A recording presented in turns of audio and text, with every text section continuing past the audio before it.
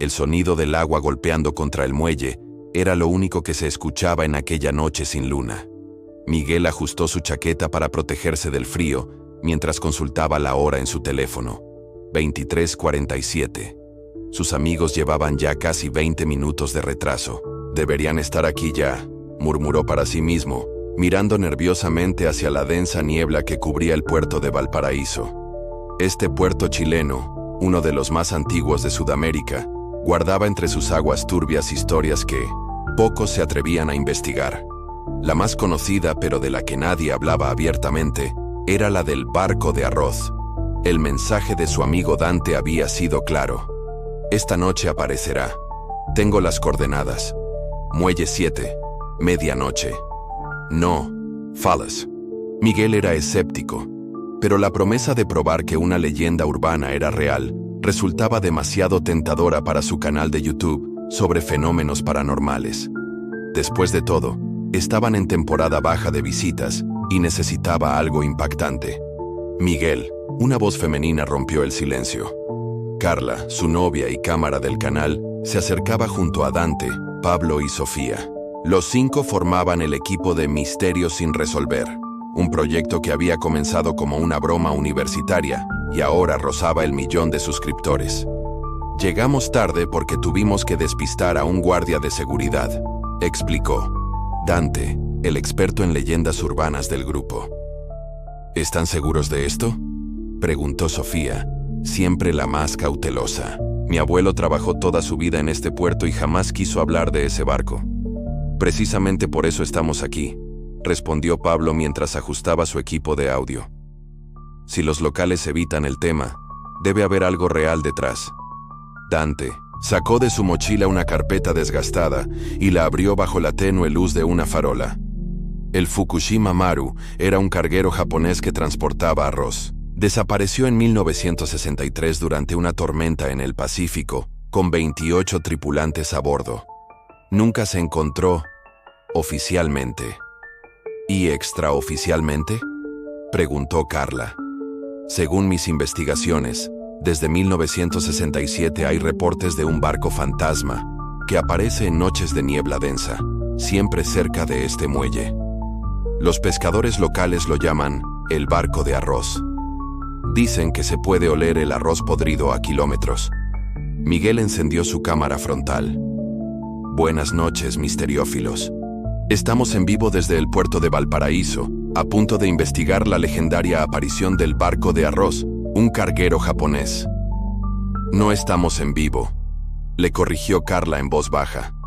Ya lo sé, pero quiero que parezca auténtico, respondió entre dientes antes de continuar. Como pueden ver, la niebla está especialmente espesa esta noche, condiciones perfectas según los testimonios que hemos recopilado. El grupo se adentró en el Muelle 7, una estructura antigua, de madera que crujía bajo sus pies. La niebla parecía engullir la luz de sus linternas, creando un halo fantasmagórico alrededor de ellos. Según mi fuente, dijo Dante consultando unas notas, el barco aparece cerca de la medianoche y permanece visible aproximadamente 1 hora. ¿Y qué se supone que hace un barco fantasma durante 1 hora?, preguntó Sofía, intentando aligerar su propio nerviosismo. Buscar tripulación, respondió Dante con seriedad.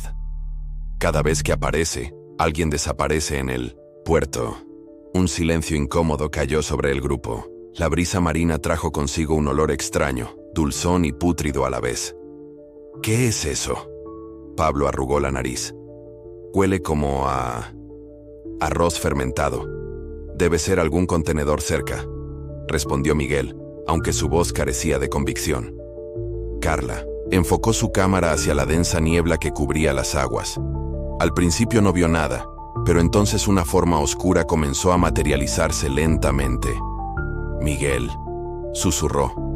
Mira, todos quedaron paralizados.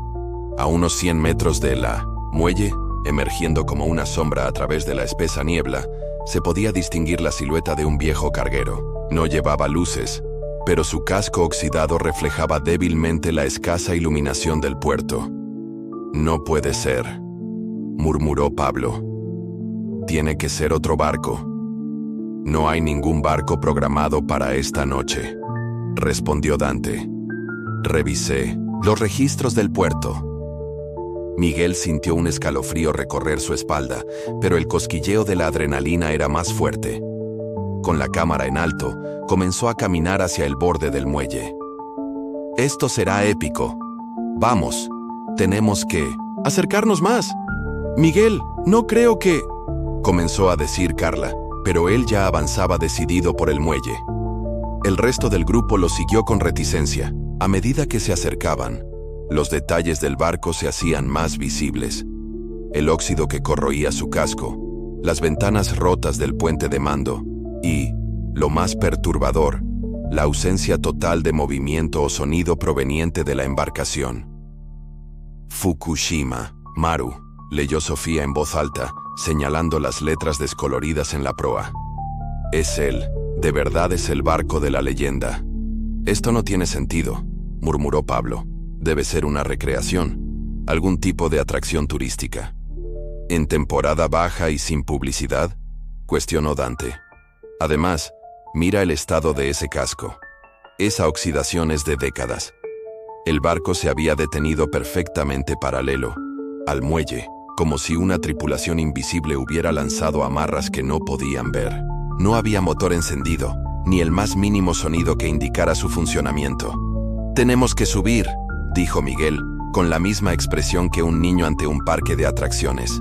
«¿Estás loco?», Carla lo sujetó del brazo. «No, sabemos qué es eso. Es exactamente lo que vinimos a buscar», respondió él. «Si subimos a ese barco y documentamos lo que hay dentro, nuestro canal explotará. Podríamos incluso vender el metraje a Netflix». Dante, quien hasta ese momento parecía el más entusiasmado con la investigación, ahora mostraba signos de duda. Las historias dicen que nadie que haya subido ha regresado para contarlo. Esas son las historias que cuentan para asustar a los niños, replicó Miguel. Somos investigadores paranormales. Si no nos arriesgamos, ¿qué sentido tiene todo esto? Finalmente, tras una breve discusión, decidieron que subirían todos juntos, permanecerían en grupo y a la primera señal de peligro real, abandonarían la embarcación. Miguel ocultaba su miedo tras una máscara de falsa valentía, pero la verdad era que sus manos temblaban ligeramente mientras ajustaba la configuración nocturna de su cámara. Una escalera de metal oxidado colgaba del costado del barco hasta el muelle. Pablo fue el primero en probarla, aplicando su peso gradualmente. «Parece sólida», dijo, aunque su voz traicionaba su inseguridad. Uno a uno, fueron subiendo por la escalera. El metal frío y húmedo hacía que el ascenso fuera incómodo, pero lograr llegar a la cubierta. Una vez arriba, el olor a arroz podrido se intensificó de manera insoportable. «Dios mío, es horrible». Sofía se cubrió la nariz y boca con su bufanda. La cubierta estaba desierta, pero no vacía. Dispersas por todas partes, había pertenencias personales. Una pipa junto a un cenicero con cenizas que parecían recientes, una taza de té a medio beber, un libro abierto cuyas páginas se movían suavemente con la brisa. Era como si la tripulación hubiera desaparecido en medio de sus actividades cotidianas. «Miren esto», llamó Pablo, apuntando su linterna hacia el suelo de la cubierta. Todos se acercaron. En el metal, dibujados con lo que parecía ser óxido pero tenía un color demasiado rojizo, había extraños símbolos que ninguno reconoció. «Parecen algún tipo de escritura ritual», comentó Dante, fotografiándolos con su teléfono. «Pero no es japonés ni ningún idioma que reconozca». Miguel avanzó hacia la puerta que daba al interior del barco. Estaba entreabierta, oscilando levemente como si alguien acabara de pasar por ella. «Vamos a echar un vistazo dentro». «No creo que sea buena idea separarnos», advirtió Carla. «No nos separaremos», respondió él. «Iremos todos juntos». El interior del barco era un laberinto de pasillos estrechos y habitaciones vacías. La luz de sus linternas proyectaba sombras inquietantes en las paredes oxidadas. El suelo crujía bajo sus pies, pero no era metal contra metal, sino algo más suave y quebradizo. Pablo dirigió su luz hacia abajo y retrocedió horrorizado. Mierda, miren el suelo. Lo que habían tomado por suciedad era en realidad una gruesa capa de arroz, ennegrecido y podrido, que cubría todo el suelo, y entre los granos pequeños insectos blanquecinos se retorcían. ¿Son gusanos?, preguntó Sofía conteniendo una arcada. Dante se agachó para observar más de cerca, pero sin tocar nada. No son gusanos normales. Nunca había visto esta especie. A medida que avanzaban más profundamente en el barco, el estado de conservación empeoraba. Las paredes mostraban marcas de arañazos, como si alguien, o algo, hubiera intentado escapar desesperadamente. Encontraron camarotes con literas deshechas, algunas manchadas con una sustancia oscura que se negaron a identificar. Cuando llegaron al comedor principal, la escena los dejó sin aliento. La gran mesa central estaba puesta como para una cena, formal, platos, cubiertos, copas, todo en su lugar. En cada plato había una ración de arroz, negro y putrefacto, rebosante de aquellos extraños gusanos blancos. Pero lo más perturbador eran las sillas. En cada una había ropa dispuesta como si vistiera a personas invisibles, formando siluetas humanoides que parecían estar en plena cena. «Esto es una locura», susurró Carla, filmando con manos temblorosas. «Tenemos que irnos ahora». «Espera», dijo Miguel acercándose a una de las figuras. «Esto es fascinante». Cuando extendió su mano para tocar la ropa vacía, un sonido metálico resonó desde algún lugar profundo del barco, como si una puerta inmensa se hubiera cerrado de golpe. ¿Qué fue eso? Pablo dio un respingo. «Probablemente, el viento moviendo alguna escotilla», respondió Miguel, aunque ni él mismo creía en sus palabras. Entonces lo escucharon. Pasos, lentos, arrastrados, húmedos. Alguien, o algo, se acercaba por el pasillo. «Escondámonos», susurró Dante, señalando una puerta lateral. Los 5 se apresuraron hacia ella, encontrando lo que parecía ser una cocina industrial. Enormes ollas ocupaban la mayor parte del espacio, todas llenas de arroz en diferentes estados de putrefacción. El olor era insoportable. Los pasos se detuvieron justo al otro lado de la puerta que habían cerrado tras de sí. Contuvieron la respiración, esperando. Después de lo que pareció una eternidad, los pasos continuaron, alejándose. «Tenemos que salir de aquí», susurró Sofía. «Estoy grabando el mejor material paranormal de la historia», respondió Miguel. «Un poco más». «No». El tono de Carla no admitía discusión. «Vámonos ya». La tensión en el grupo era palpable. Finalmente, Miguel cedió, y comenzaron a planear su retirada. Sin embargo, cuando intentaron abrir la puerta de la cocina, descubrieron que no podían. Estaba bloqueada, como si alguien la hubiera atrancado desde fuera. «Esto no puede estar pasando». Pablo comenzó a empujar con el hombro, pero la puerta no cedía. Un ruido chirriante los hizo volverse hacia el fondo de la cocina. Una de las enormes ollas comenzaba a temblar, su contenido agitándose como si algo estuviera emergiendo de su interior. «¡La ventana!», gritó Dante, señalando un pequeño ojo de buey. Pablo fue el primero en llegar a ella.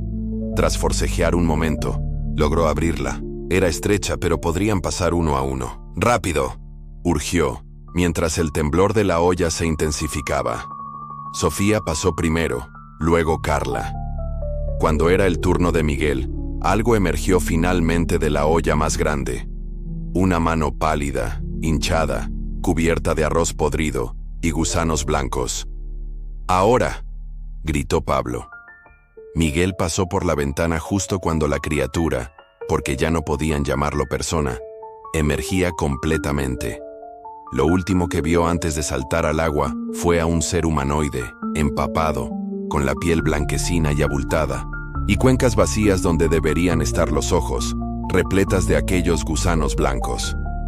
Los 5 nadaron desesperadamente hacia el muelle. Al llegar empapados y temblando se giraron para mirar el barco. El Fukushima Maru comenzaba a alejarse lentamente, sin motor, sin tripulación visible, internándose de nuevo en la niebla como un fantasma retornando al otro mundo. «No tenemos nada», dijo Pablo revisando su equipo empapado. Las cámaras están arruinadas, los teléfonos también. Todos revisaron sus dispositivos. Efectivamente, el agua había destruido todas las pruebas de su experiencia. No importa, respondió Miguel, con una expresión que sus amigos nunca habían visto antes. Nadie nos creería de todas formas. 3 semanas después del incidente, el canal Misterios sin Resolver publicó un video titulado La verdad sobre la leyenda del barco de arroz, donde explicaban que, tras una exhaustiva investigación, habían concluido que era solo un mito urbano sin fundamento real. El video, extrañamente carente de la habitual energía del equipo, sería el último que publicarían. Los 5 amigos nunca volvieron a hablar del tema entre ellos.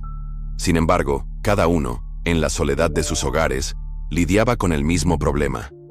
Un antojo insaciable de arroz que ninguna cantidad parecía satisfacer, y unos pequeños bultos blanquecinos que habían comenzado a aparecer bajo su piel. Y en las noches especialmente húmedas, cuando la niebla cubría la ciudad, todos despertaban, sobresaltados, creyendo escuchar el inconfundible sonido de pasos húmedos, arrastrándose por el pasillo hacia sus habitaciones.